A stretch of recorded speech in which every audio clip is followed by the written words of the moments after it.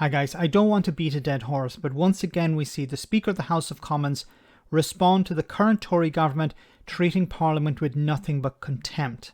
Here Sir Lindsay Hoyle complains about the Business Secretary Jacob Rees-Mogg putting out promotional videos on the streets of the UK about what the government is planning to do to help businesses deal with the cost of living crisis.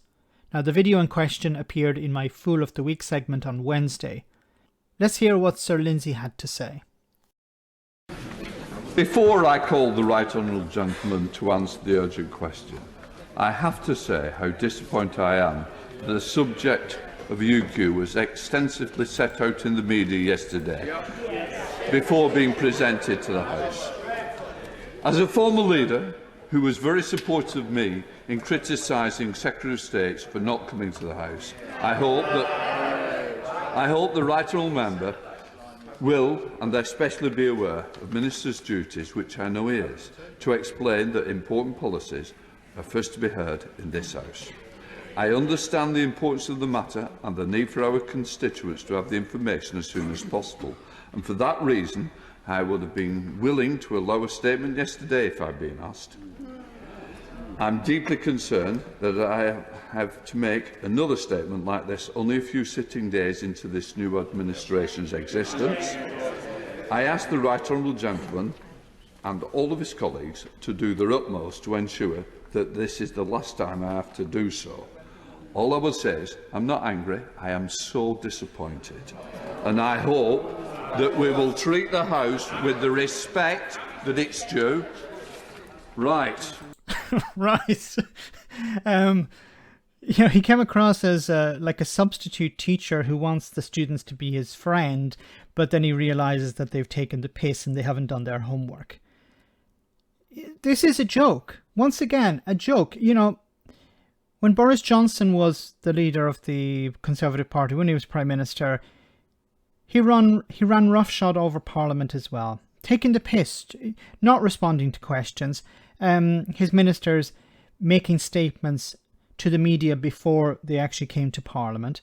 And as the Speaker said himself, you know, if you wanted, I could have set aside some time for you to issue a statement, and you didn't bother because you prefer to go directly to the media. See, this is what it's all about. It's bypassing Parliament. Parliament is completely toothless. He can't punish Jacob Rees-Mogg. He can just show his disappointment. Well, what's the point of that? Completely useless. You know, is there not some way to sanction? Is there not some way to refuse that? What's the point in actually having this statement to the House? Because it's not actually going to contain anything really different than what was said to the media. People have already heard it. Once again, a pointless Parliament, a pointless Speaker, who's not interested in actually punishing anyone or wielding any real power.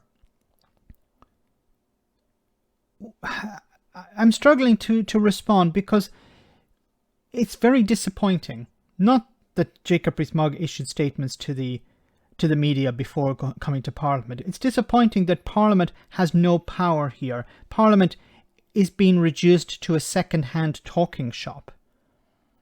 Governments go on the media, issue their statements. Governments produce their promotional videos and issue their statements through that, and then arrive the next day or a few days later to the House of Commons, where it's all a bit pointless. It's just regurgitating what was already said. There's no real and once again, as I said, Boris Johnson had an 80-seat majority. Liz Truss has a 70-odd seat majority. Nothing is going to really change here. The opposition can't hold them to account, and Parliament is not holding them to account.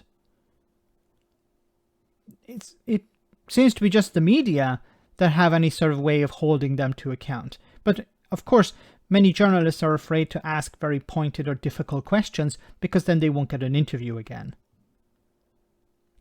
Democracy is broken. Parliament is broken. What is the point of all of this? What's the point of being disappointed? Because it's not going to change anything. Let me know in the comment section, guys, what you think about all of this. As always, your comments are greatly appreciated. Thanks a lot.